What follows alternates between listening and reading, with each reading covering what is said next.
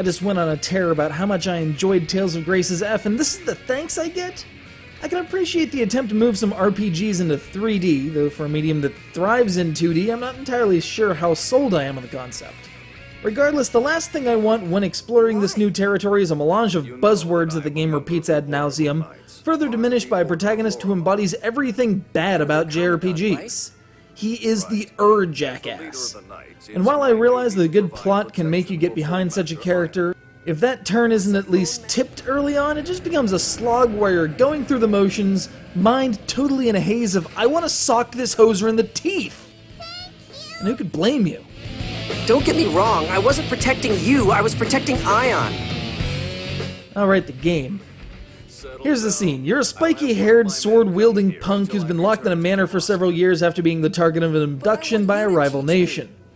Most people in that case would be happy to make it out alive, but you spend your time being an absolute jerk, breaking only for sword practice.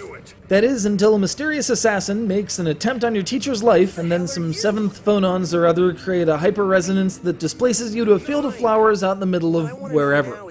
If it doesn't make sense to you, don't feel bad. I played the game and still scratch my head at the bevy of terms they just drop like everyone knows what they're on about. Anyway, you and the assassin have a little chat, and in the grand tradition of RPGs, have to put aside your differences in order to make it back to some semblance of civilization.